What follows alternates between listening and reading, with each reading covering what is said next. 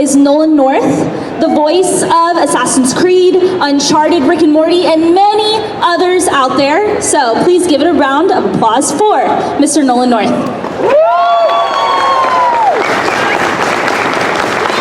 Thanks, guys. So, when I was 5, my dad yelled at me, and I just started doing voices. I figure I'll just tell you all about my problems. Sorry, I saw the couch, I had to use the prop. Hi. I like to use my hands when I talk.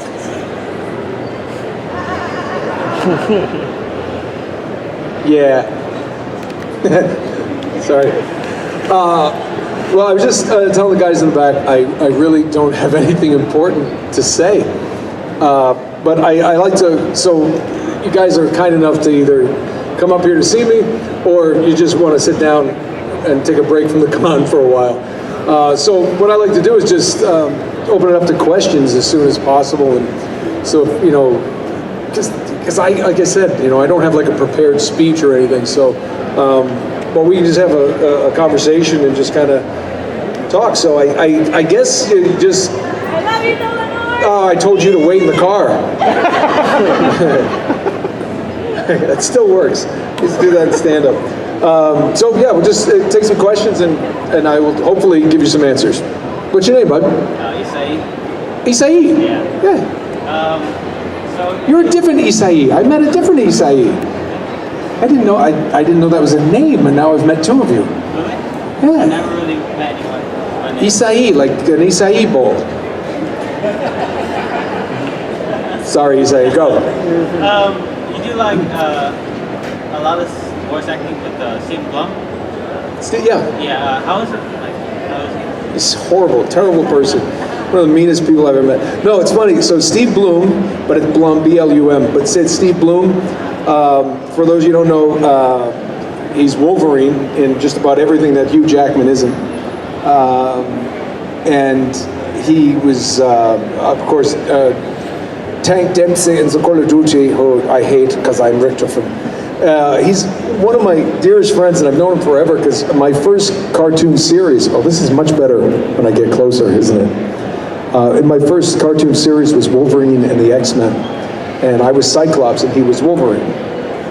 And so that was the first one I've ever done, and I've known him since then. So it's funny though, because Cyclops and Wolverine were always at each other's throats. Then I voiced Deadpool, and Deadpool and Wolverine are always at each other's throats. And then I'm Richtofen and he's Dempsey, and they're always we've always played these adversaries, but we're closest of friends. So he's a wonderful guy. If you ever get a chance to meet him, go up to him and say hi and tell him that Richtofen hates him. One more question. Do you have like a favorite line, like Richtofen? Where do I begin? There's so many. I hate you, Dempsey, is probably one of my favorite lines. That and it's stabby time. So, right, somebody likes that too. That's it. It's stabby. Yeah, it's I don't know, stabby time, but stabby. Stabby time. Stabby time. Stabby time. Sorry, she's doing such a great job. All right, next question. You bet, Isai. Hi, my name is John David. Hi, John. David. First off, honored to meet you, sir. Thank you for all the work you've done. Thank you. Thank you for playing or watching. Or thank you for just being you, John David. Thank you. What's up? I just want to ask, like, do you have like a favorite mocap moment? Like a favorite memory of doing motion capture? There's, again, I've done so much of it. It's hard to pick one. When we made Uncharted 3, it was Graham McTavish, who played Lazarevich in Uncharted 2. He and I became such close friends that Amy Hennig wrote him in as Cutter in Uncharted 3. So it was just, Uncharted 3, the making of was a party. And we had so much fun. And then, very often what you would do is we would do a scene, and there's not a ton of people, so we were all in our suits doing a scene, And in Uncharted 3, there's a part like across this chasm where Talbot is with his men threatening, and Cutter's been drugged, and he says, shoot him, and he turns the gun on me. And McGonagall's there, and Chloe, she's like, no, and well, we would shoot that scene, and then we needed bodies on the other side for the artists, so we would do it again, and this time Sully and Chloe would we've already shot them on this side, so they would go over and then have to play like one of Talbot's henchmen, just so you have the artists have a body on that side of a take. It's strange how it works. They do it kind of piecemeal, right? So Richard McGonigal, who's a big guy, he thought he had to do a different face, and it's a very serious scene, and I'm talking to Talbot, and I'm locked in on him, and he's like, shoot him. I'm like, what? And I look, and now Graham starts to turn the gun. I'm like, what are you doing? And then we both looked back, and Richard McGonigal was looking at us, and he for some reason, he was going, and like with a gun, and he's all hunched over, and we both burst out laughing. And we tried to do it again 2-3 times takes. We couldn't get it. We ended up breaking for lunch about 45 minutes early because we couldn't stop laughing. He was going, and he kind of was going for no reason. They just needed him over there as a body looking like he's holding a gun to be one of the military. So that might be one of my favorite moments.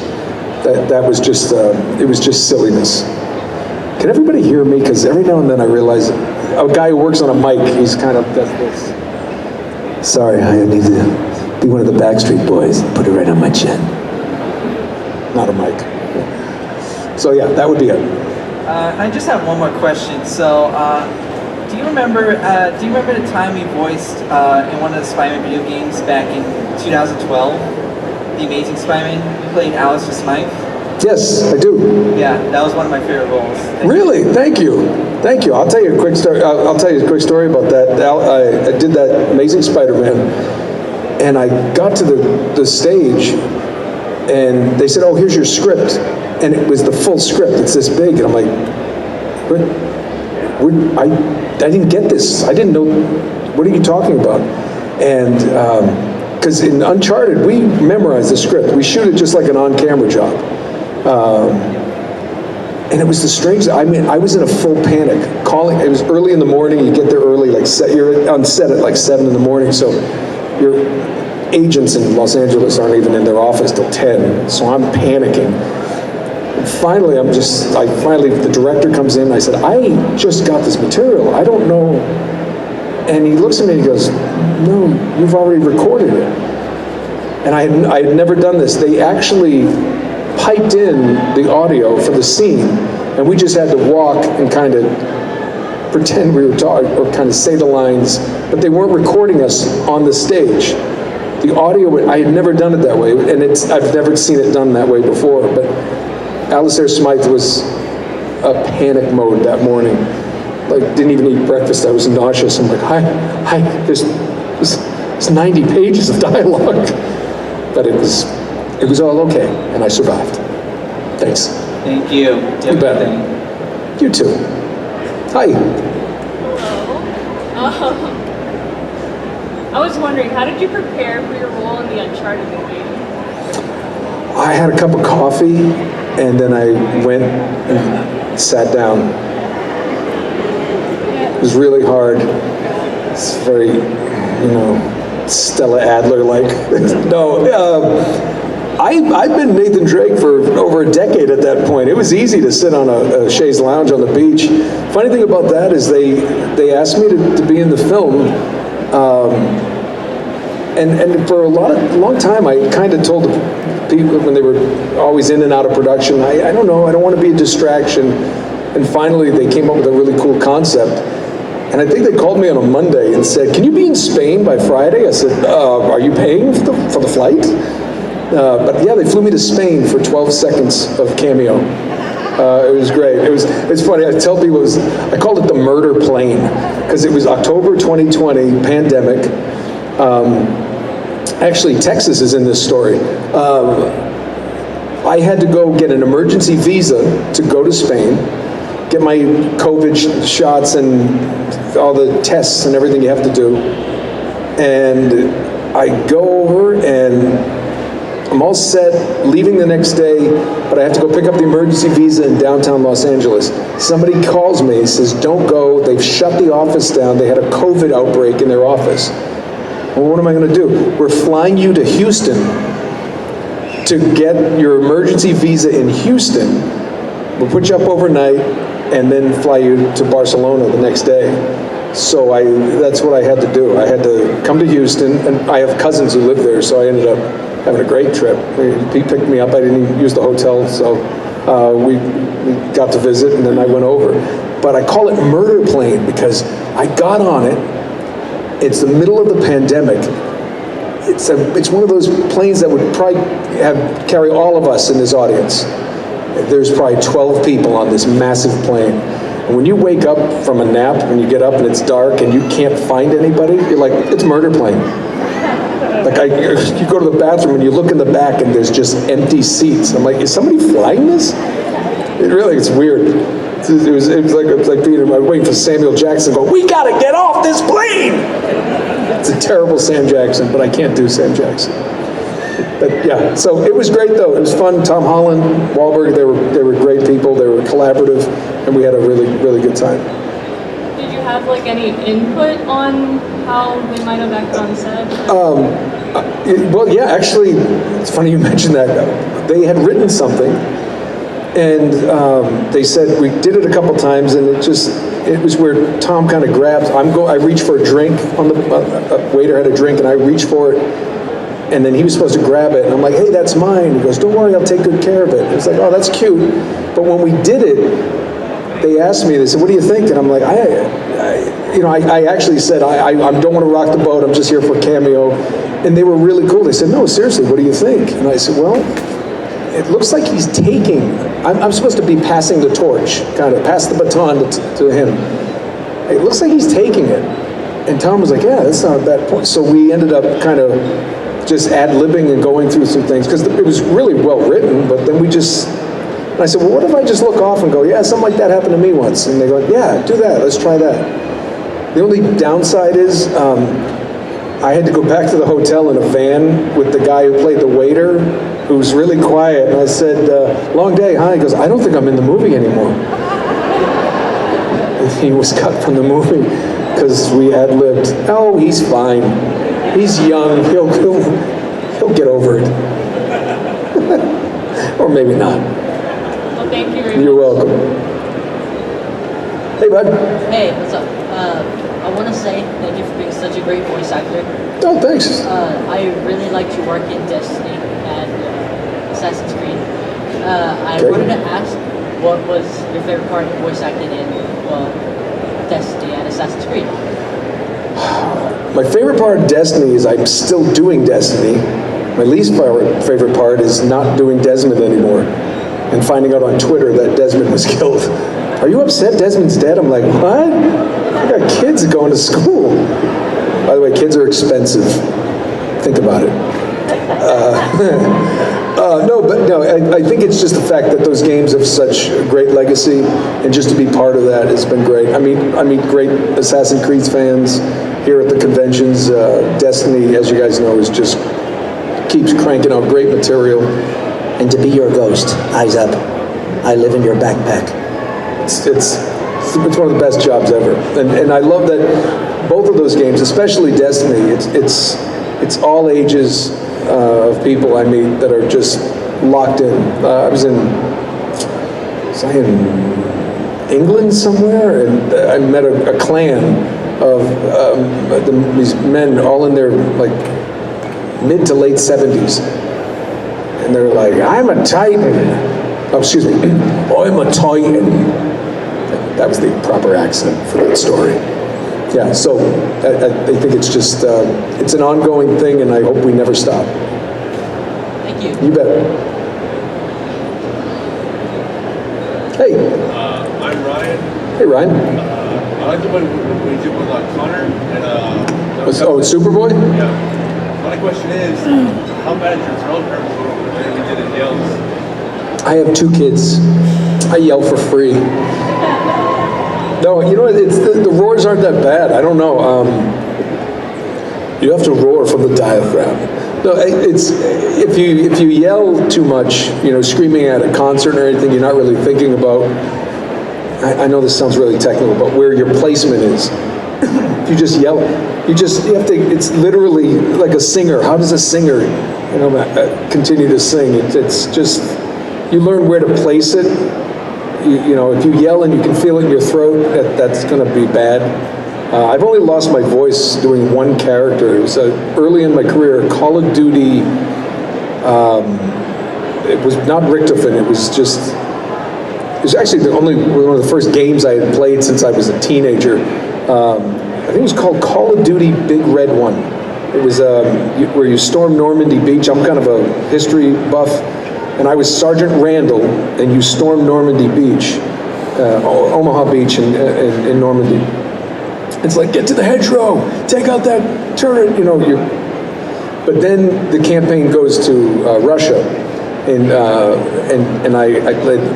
I had to yell Vasily, and I decided to do a voice like this, the Russian, like this. But I decided to make him different. I would do something kind of raspy, but the whole time. And when I yell like this, you can't yell from the diaphragm. It's all from the throat. And yeah.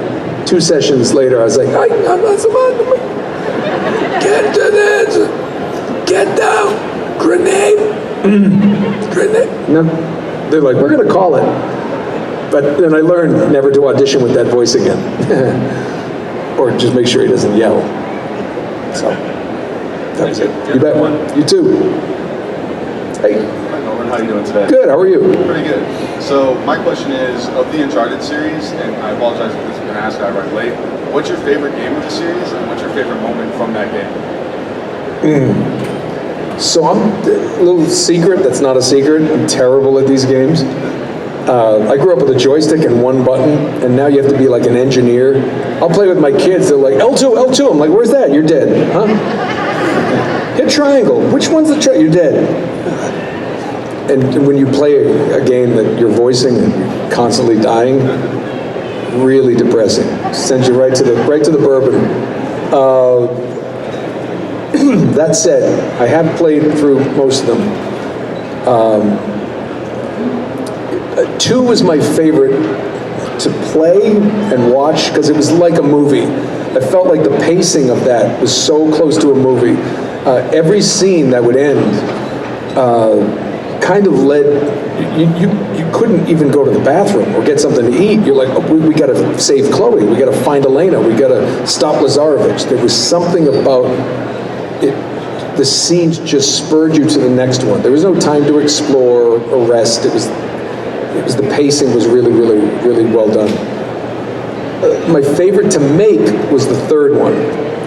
And it was because the 3rd one is, okay, the best way to put it is kind of like high school. There's 4 games, okay, 4 years. The first game is kind of like your freshman year. Nobody knows you, you know, you have a decent freshman year, but nobody really knows it. But then sophomore year, you are the captain of the football team. You get straight A's. You're the prom king.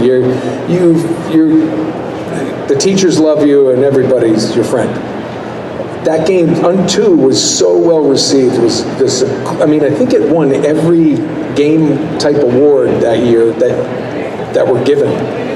And it was really groundbreaking, the way that the opening scene, everything was done, really kind of reinvented what a narrative game meant. So that was sophomore year. So now junior year, you go in, you're like, yeah, this is great. I mean, you are riding high. And that was Uncharted 3. That's why earlier I was saying, I was telling someone about Uncharted 3, we had so much fun doing the mocap. You weren't here, but Lazarevich in Uncharted 2 was Graham McTavish. They wrote him to be Cutter because he and I became such close friends. It's just, and then the 4th game's great, but that's like your senior year. You're graduating. You need a job or you gotta go to college. It's over.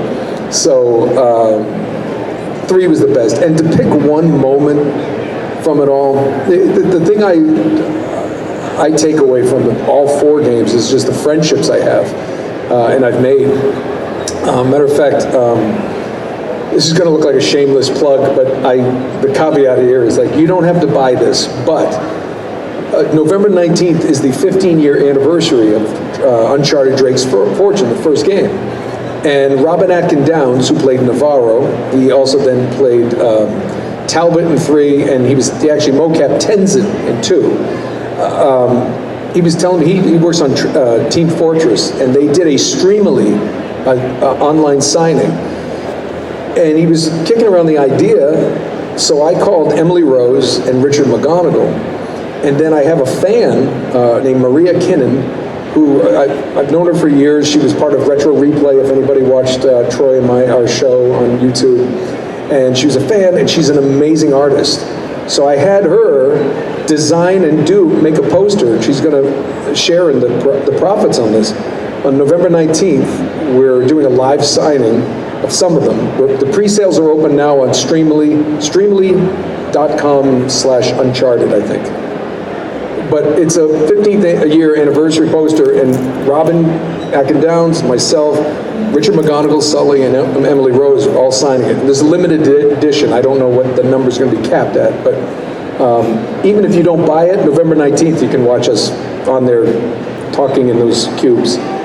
Playing our little version of Hollywood Squares, if anybody remembers that. But yeah, so it's the friendships, though. I mean, the fact that Emily Rose is my wife's business partner in real life. So my game wife and my real wife are dear friends, and they're doing real well. They just sold a TV show with Renee Zellweger. You guys want to see that? If you like, it's about the women air service pilots of World War II in Sweetwater, Texas. It's going to be good. I think it's so big I'm not in it. Sleeping with the producer, and I can't get a part. Oh, man. Hollywood. Alrighty, well, thank you, Nolan. Before I go, can I get a legendary Nathan Drake, oh crap? Oh, crap. No. Thank you so much. By the way, people sit there and I'll write it on one of the autographs and go, no, it's all crap. No, it's oh crap. No, it's now I don't even remember. I have to go back. Oh, crap. It's just crap. Hey, how you doing? Hi, how are you? I'm good, thanks. I'm good. I tried to meet you last year, but I couldn't. I don't think I was here. At Fan Expo Dallas. Oh, yes, I was there. Anyway, I have two questions. Sure. The first one is mainly about Uncharted, which I love the game. Part Great. 4, I love the game within a game. Nice. I play Crash Bandicoot. Yeah. Anyway, I know you already said this before, but between all the 4 games, do you have like a favorite funniest moment that you kind of, when you were recording it, made the director say, can we do that again? That the director said, can we do it again? No, like when you were recording it, was there like a moment where you kind of like, you loved it so much you told the director, can I record that again? I loved it. No, because when I get it right, we move on. Because I'll just screw it up from then. But there was a lot of moments where we would. The great thing is, like, it was so well written. People think that well, did you ad lib a lot? We did. We had the freedom to ad lib, but it was so. The only way to truly ad lib well is when you have a really good skeleton, a frame, and Amy Hennig wrote most of it. I think sometimes I get too much credit for like, oh, he made that up. But what she would do is she learned everybody's voices and how we sound. So as the games went on, it became more and more like myself. She could pick up that tone. Some of my favorite moments though weren't on the mocap stage. So what we did? We did the scenes in mocap, and then. There's a genius thing that no other game company's done since. Naughty Dog would have somebody go up and one of their designers play through a level, and purposely Drake would go over and touch things, look at things, jump around, across yeah, do things, and then what we called a chasing picture. Then we would go in on days, non-mocap days, go into a studio and sit there with our, the mics and everything, and they'd have a monitor up there, and they'd just press record, and they'd have a few lines written down, but then I would just be watching going, coffee going, oh, no. Sully, what is that? Oh, crap, no. I was like, oh, let me guess, I'm gonna have to climb this. oh man, I'm so tired of climate shit. All this stuff would be Marco Polo. I was sitting next to Claudia Black, who played Chloe, and we were doing that, and Drake jumped in the pool, and I went, Marco. And she thought I was kidding. She said, no, we're not doing that. I said, come on, Marco. Well, and they put that in the game. So, also to add that, were you excited when you found out Tom Holland was going to be the new Nathan Drake? yeah, you know what? The thing I like about it is he's a massive fan of the game. So he has a,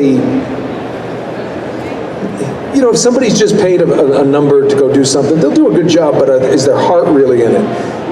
It was with him. He really wanted to do it justice. So when I went to Spain to work with him, you know, he was like, and then we did publicity in New York, you know, and he's talking to people in press, he's with Zendaya, and all of a sudden he sees me, he says, oh mate, how are you? He comes over, gives me a hug. It's like, he's really a genuinely nice guy, super talented, hardworking, and on that scene of the beach that I'm in, one of the things that impressed me the most, when I came up, they were doing some other stuff, and then he was interacting with a couple of kids, the extras, with a soccer ball, and they're just kicking the ball around, and he's just talking to people. He's not, you know, like, you know, don't talk to me. It's none of that, and he's into it. And, you know, he's a fan. He played with his brothers the games, and he couldn't have been nicer. And I think it's in good hands. You know, I mean, where was Drake in his 20s? They can do anything they want. They don't want to. They said they don't want to encroach on the movies we made. These games. So. I'm proud to have him on there, and arguably one of the biggest movie stars on the planet right now. It's pretty cool that, you know. Yeah, I love those games. Anyway, my second question is about another film you did. You were in a movie called TMNT. Sure. Yeah. You played I think Raphael, I believe. Yeah, yes, I did. So what was it like playing the role of Raphael, working with James Donald Taylor and, you know, the other cast in that movie? And are you like real friends with them in real life? Absolutely, absolutely. In fact, James is here. You know, funny thing is, we don't get to see each other a lot, and it's one of my favorite things about coming to conventions. Is you have to understand that guys like Billy West or Rob Paulson or Maurice LaMarche, Frank Welker, these were my heroes, and now they're my friends, guys I've worked with, and it blows my mind. So James Arnold Taylor's, I mean, he's a legend, this guy. He can do anything. And when we did TMNT, it was really cool that they said, you know what, it's a big theatrical movie. The Turtles are stars themselves. Let's use voice actors, and not like just a celebrity voice, which so many do. Now, if you ever find the poster for TMNT, Patrick Stewart, Sarah Michelle Gellar, Chris Evans. And I think Chris Evans wasn't who he is now. And now if you see the new posters, they put Chris Evans' name first. It's horrible.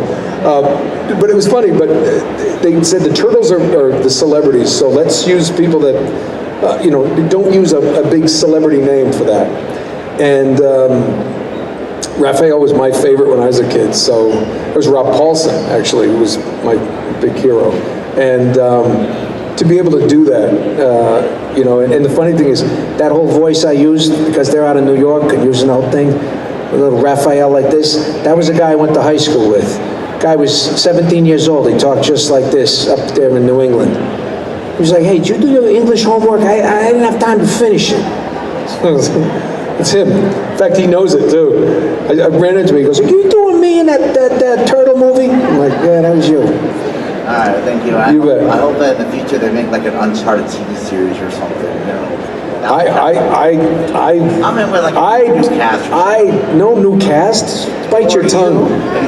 Yeah. No, I told Sony a long time ago. I said, why don't we do like an animated series? Yeah, that would love it. And just have the original cast and just do one season is an adventure. Right, thank you. You bet. If there's any executives here, my offer's still open. Hey, how are you? So earlier today we were talking about Spec Ops: The Line. Yes. My question is, how was that experience? Spec Ops: The Line was pretty amazing, actually, because there was one of the, you know, if anybody doesn't know this, it's based on like a future, not too far in the future, but like if post-apocalyptic, but it was like a sandstorm, post-apocalyptic Dubai.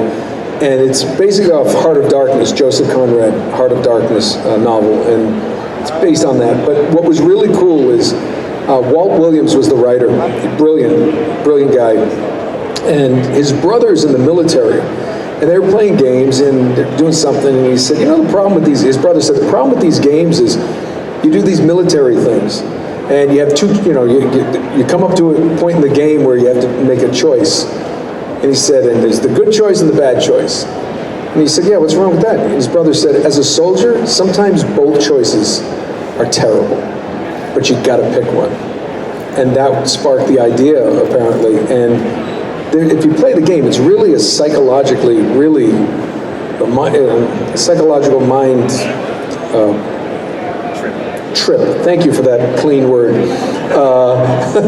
I'm a bad person. And I think there's a couple scenes that are really harrowing, but it kind of was the idea of like make you feel like, what would it be like if you're faced with those choices? And the cool thing is we had level 1, 2, and 3, because the main character, my character, basically, you know, they landed, gentlemen, welcome to Dubai, and that's kind of his voice when he gets in there. And then level 2 was when he starts losing his mind and he just gets a little more tired. And, you know, like he's lost a couple of his men in his thing, and by the last thing, he's just exhausted, no sleep, and it's absolutely where he's, and then at the end, you don't know if the voices that you've been hearing throughout the whole, are they real or not? And it leaves it open-ended. It's a really, really good game. If you like that kind of thing. It's not for everybody, but it's like it's not for the, yeah, very well put. But it was really well done, it's just executed well. And the cool thing is I was part of that from the time it was a presentation to see if they want to go to make it a game, all the way through. And the other people in the cast had kind of been replaced or dropped out, and fortunately I was all in on it, and I really, really liked it. So it was a great experience. Yeah, thanks, appreciate it. Hi there. Thank you for coming. Oh, thanks. I really like your retro gaming on YouTube. Because I'm so bad at it, or? Anyways. See, not lying. You're great, don't worry about it.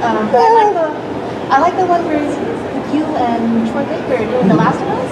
Oh, yeah. How do you feel about doing those games with people that you've done them with, or haven't done them with, and got to share that moment with them? Well, it's cool because, you know, a lot of times I don't get to see much of the game until it's out. You know, we record, and then the Naughty Dog experience was a little different. Uncharted was certainly different because I was so ingrained in the process. But most games, you know, I'll do the voice. Destiny, for example, I'll do my lines, and then a year later, people are like, oh, I love Lightfall, I love Taken King. I'm like, oh, it's out, you know. And, you know, then I'll go to my son, I'm like, play, I want to see what it looks like. Yeah, because really, I won't get through anything. Until they come up with like toddler mode, I don't think I can get through a game. Playing Last of Us with Troy, you know, it's like, so my birthday is Monday, Halloween, okay?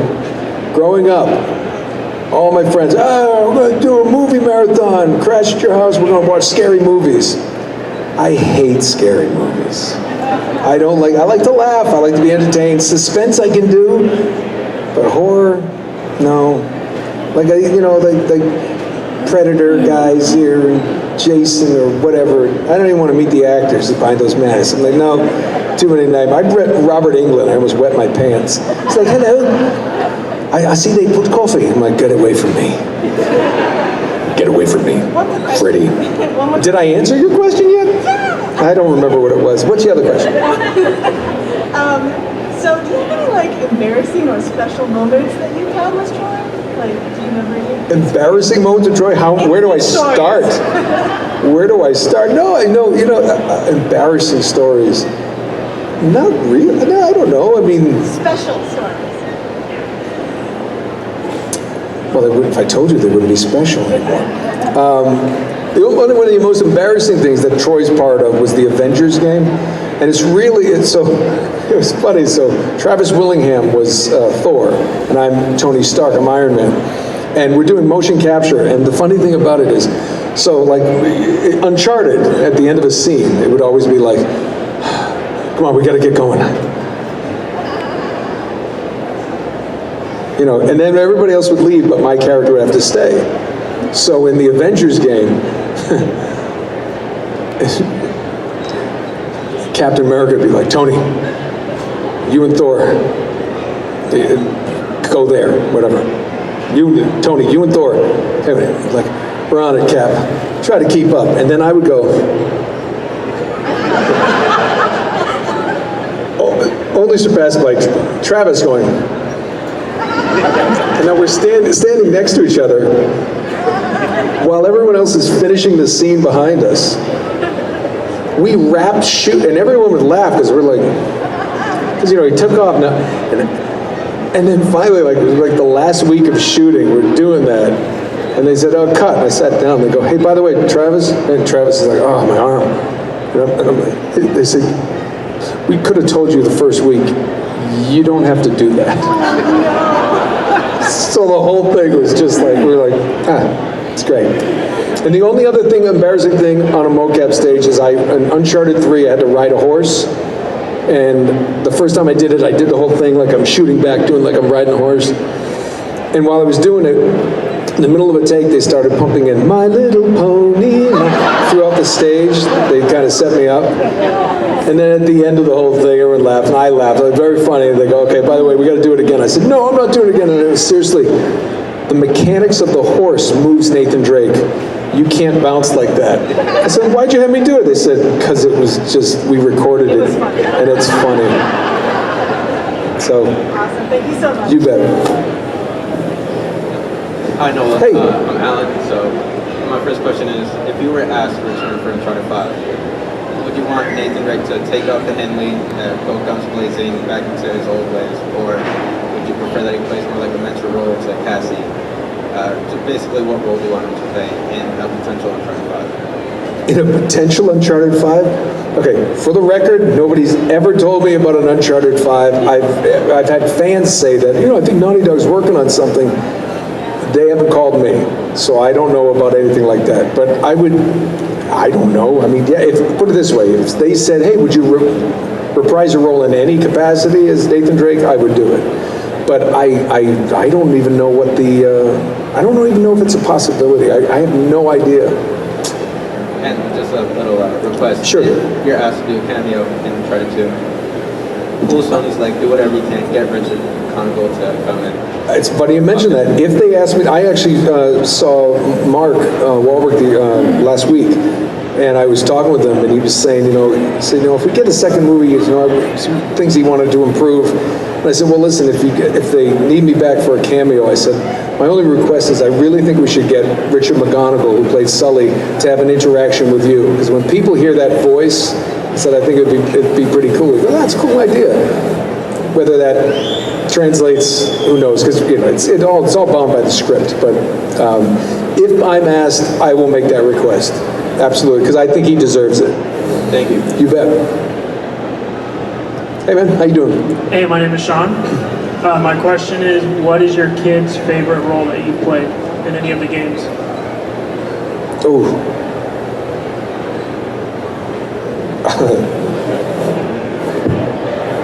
Well, my oldest, probably Nathan Drake. My oldest son, he was big into that. My younger one was like, yeah, it's all right. He plays Destiny, but I think he liked Cade 6 more than the Ghost, which I did too. Sorry, Cade's a Nathan Fillion was a great Cade 6. Yeah, my oldest liked. Yeah, my oldest liked Nathan Drake, and my younger one, but they're 22 and 19, 17, 22 and 19 now. So, and I think he was a big Destiny player. But then that's probably those two were the main ones. I remember my younger son, for anybody who ever watched Pretty Little Liars, which is an on-camera job. Yes, I do on-camera. And we were watching one of the earlier seasons. He's just a little kid, and he kept watching TV going, "Why does she keep calling you Dad? You're not her dad." And I was like, "You need to go to school more." And then can we get a David line from The Last of Us? Absolutely. Everything happens for a reason. Now run, rabbit, run. Either that or I can see certain people cringe when they hear that voice. That's right. Take some of that deer meat for the medicine. I wanted David to have a really kind voice, so when it turned around and he tried to eat everybody, it would, you get it. It's juxtaposition, I believe is the word. Thank you. You bet, bud. Hey. One of my favorite roles actually was probably a little more unique. I really liked Dr. Coffin whenever you did him. I wanted to ask specifically, what was some of your favorite moments with Dr. Coffin, and how was it playing the duality of that character? First of all, I never was able to follow the story of the zombies. People say, "What's your favorite story?" I'm like, that thing bounced all over multiverses. I have no idea. But to play Primus and Ultimus, because he started out really zany and crazy, and then he would get very serious. So then the two met, and they would do that. I just find it, I'm very proud that I was able to make a 1940s German lovable. Not always. It's like me and Colonel Klink from Hogan's Heroes. No, it was just such a great group. It was so well written. It was and people love it. And I'm just proud that we were able to make it. And I made it with such close friends like Steve Bloom and Fred Tatasciore and Tom Kane. So, yeah, I mean, it's one of my favorite characters. My favorite moment ever, though, from doing that is my mom was visiting us, and I had to do a session, a Call of Duty session. But the studio was on the way to the airport, and I didn't have enough time to go to the studio, come back home, get her, to take her to the airport. So she had to go to this session. I brought my mother to a Dr. Richtofen session, and to this day, she still's like, "Oh, is this the doctor calling his mother?" So she gets into it. So that might be my favorite part of it all. And one last question. Can you say that you're sorry, Sammy? I'm sorry, Sammy. Absolutely. It is the work of Maxis, Sammy. I was the nicest one. You bet. I love, there's some people out there who don't play that game going, "I don't know what that means." Hey. I have two questions. The first one is, did you ever get close to Troy in the making of Last of Us? Was that too Uncharted? Did I ever get close to him in the making of Last of Us? Yeah, like as friends. Oh no, I knew him before then. Troy came up fast, and we were doing a bunch of stuff. We'd done a Transformers game. He played jazz, and I played Cliff Jumper, and we actually recorded together. We'd done a bunch of stuff before that. But yeah, Last of Us, I didn't even. I worked with Ashley when I was playing David, but I also did the mocap for the guy, and I did the scene with Troy for the guy that Joel jams the screwdriver into his leg. That was me. That was me sitting there, screaming.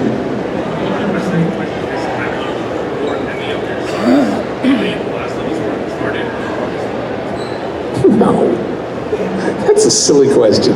Played it on the hardest level? No, were you here? Not here? Toddler mode, easy. I'm terrible. Listen, maybe, if my kids played it on the hardest level, I would just take away their allowance. Because it's like, why are you doing that to yourself? Making me look bad. No, I don't even know. My son will play like the Destiny, and then he'll just go to his clan and play. He never really got into that. And I think my older son played Last of Us because it just made me sad.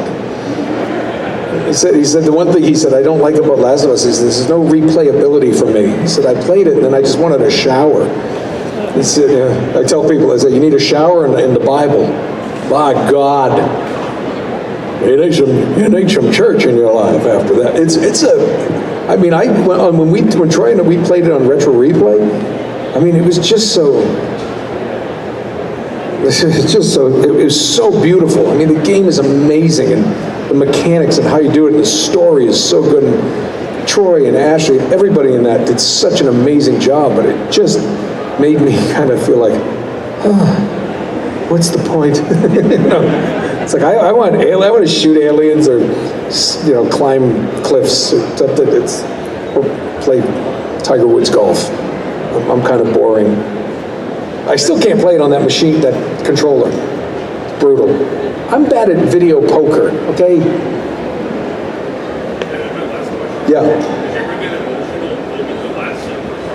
Yeah, I got emotional.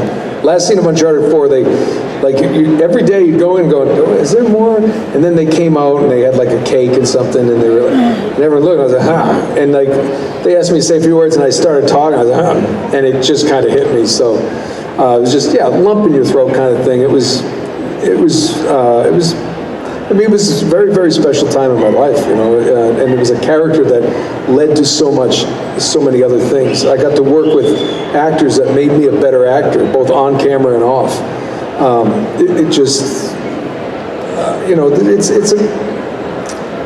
This can be a tough profession, I mean, my dad once told me that, he said, remember that when I got into it, he said, remember that the best actor that's ever lived could still be serving food because he didn't get that break.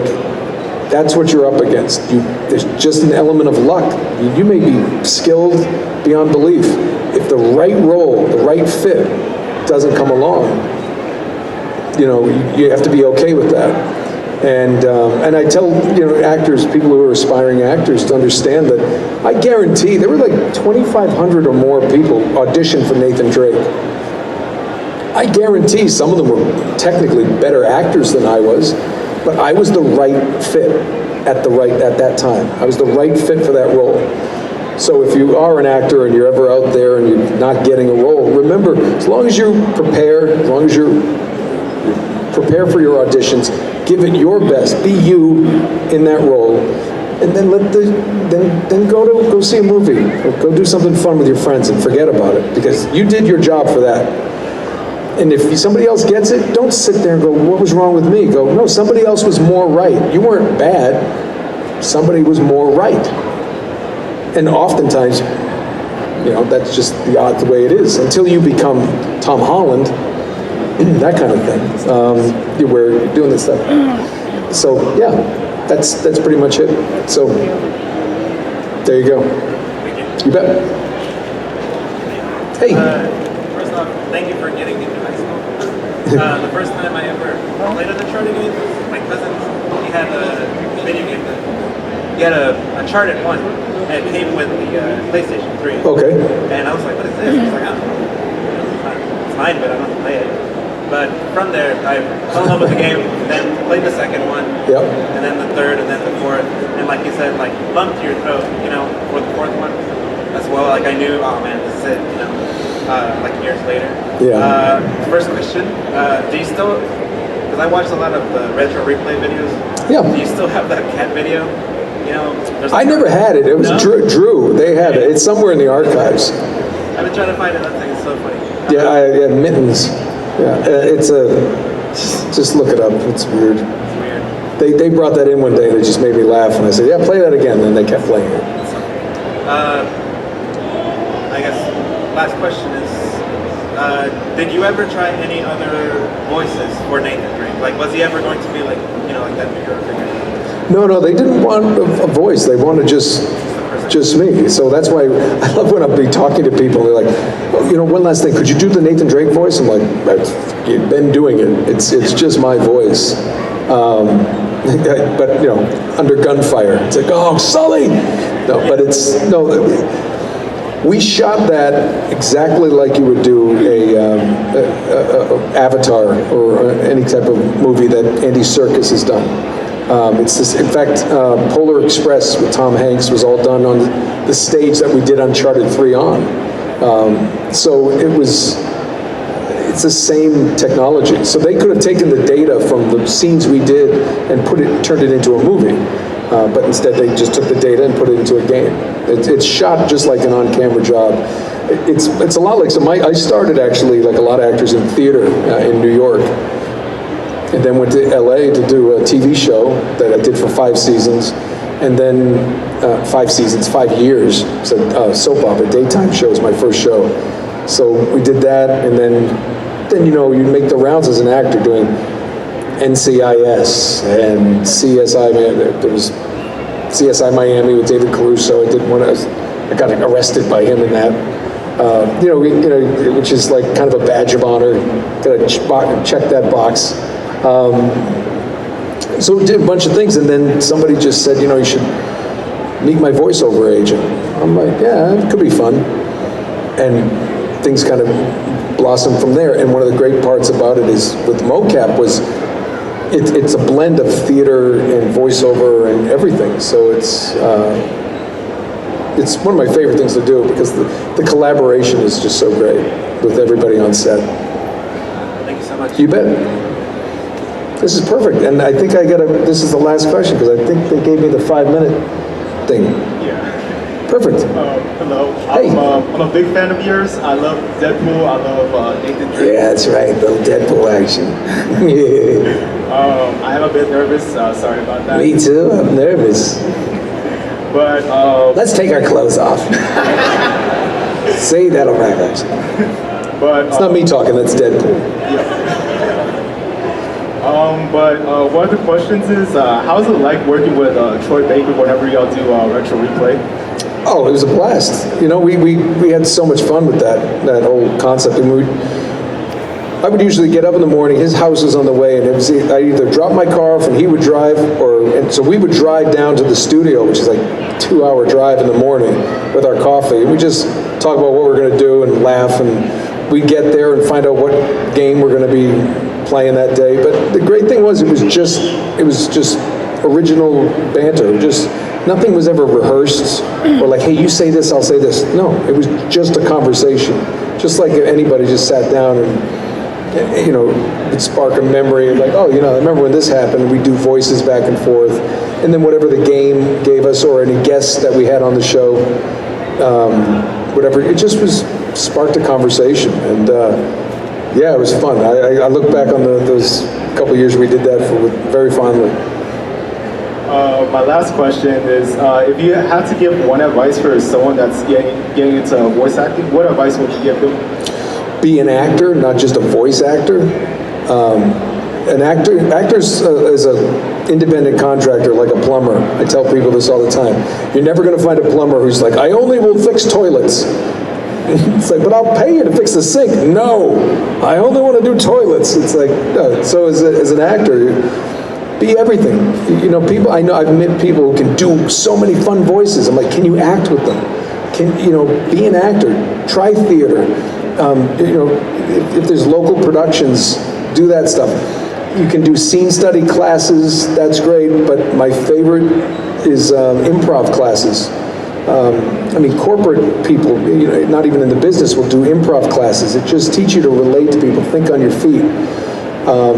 That being said, D. Bradley Baker has the best website out there. I want to be a voiceactor.com. D. Bradley Baker, look him up, he's in everything. It's a great place, and it's not just like you follow your dream. No, these are the mics you should look into. This is what they cost. This is what they're good for different jobs. Here's how you make a demo tape, how to attract an agent, software when you have to do your own kind of thing. Talk with other actors. Jack Quaid on The Boys, he's doing phenomenal work. He's working all the time. He and his buddies started a little sketch comedy group, and they went out, filmed it on TV, and I actually did a couple of them because they were fans of mine. And I was like, oh yeah, and he, create your own stuff, write, just create, and then throw it out there in the world. And maybe you have friends, you guys do some voices, and you don't even do, you just do your own voice, but you have a friend who's an animator, and you draw it, and next thing you know, you're on Cartoon Network. You create, don't just say, I just want to do this. try to branch out and just embrace the whole part of the business. Because I've met people who really wanted to be an actor, then they get into production and writing, and they're like, I don't want to do the acting, I want to do this part. Like my son, my older son is they both want to be actors at some point, I guess, but one is right now, and he's been auditioning, doing well, but he's kind of like, yeah, but then I really want to direct, because actors just have to do what the director says. I'm like, yeah, kind of. I'm past that. People say, why don't you direct? I'm like, I don't like telling people what to do. So, I guess I'm getting the signal we're cool. All right, thank you. Thank you. And thank you all for just hanging in there. Get back to your con. I hope you got a good rest. Don't hate me. Like, this guy sucks. She said that. Anyway, thank you all for coming. I appreciate it. I've got to go photo ops, and I'll be back at my table all weekend. So thank you. So nice to. I guess I just walk off now.